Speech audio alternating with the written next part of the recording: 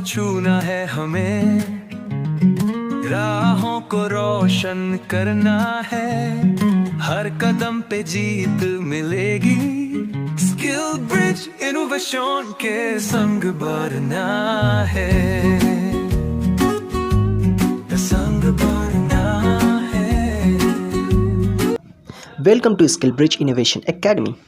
तो अब आपके एग्ज़ाम ख़त्म हो गए हैं, तो क्या अब आप ये सोचकर परेशान हो रहे हैं कि कौन सा स्ट्रीम लें या कौन सा सब्जेक्ट लें?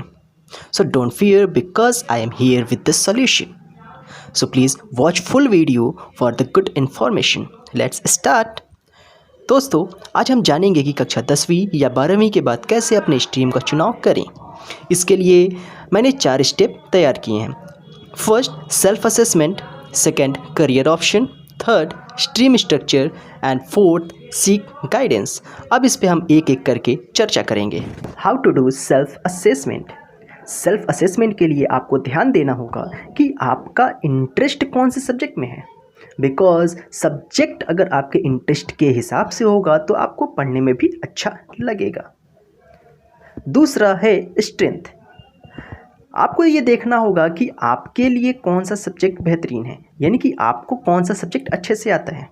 क्या आपको मैथ लगाना अच्छा लगता है या फिर साइंस आपको अच्छा लगता है? अगर आपने इतना कर लिया तो अब हम अपने अगले स्टेप पर जाने के लिए तैयार हैं। अब हम बात करते हैं करियर ऑप्शन के बारे में। तो हर स्ट्रीम के अंतर्गत उपलब्ध करियर विकल्पों पर रिसर्च करना चाहिए।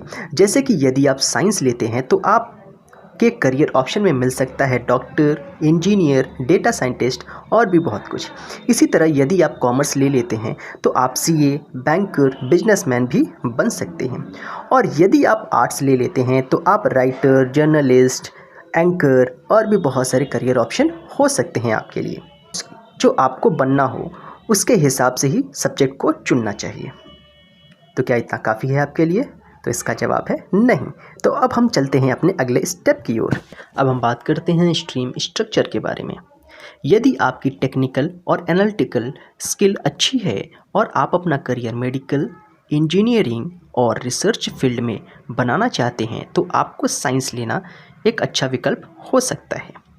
और यदि आपका इंटरेस्ट बिजनेस में, फाइनेंस में या फिर इकोनॉमिक्स में है तो आपके लिए कॉमर्स एक अच्छा विकल्प हो सकता है।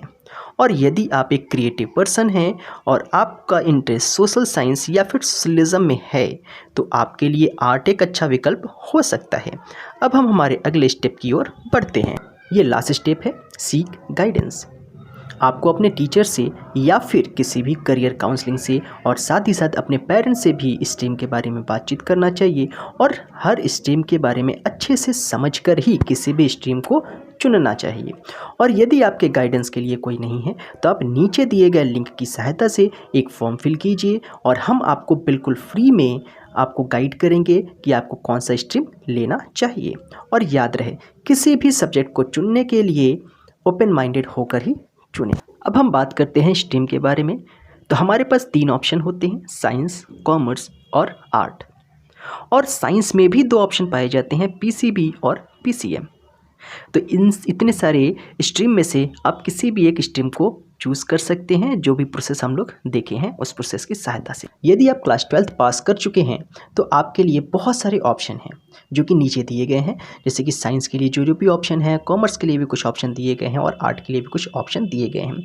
इसमें कुछ ऑप्शन नहीं भी लिखे गए हैं तो उनको जो है आप थोड़ा रिसर्च करें, गूगल पे देखें, आपको पता चल जाएगा। आई होप ये वीडियो आपके सभी सवालों के जवाब मिले होंगे।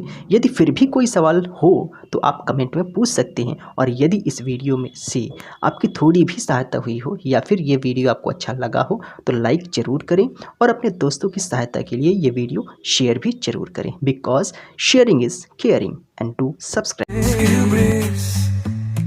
तेरा वंशम अकेडमी, सपने सच करवा।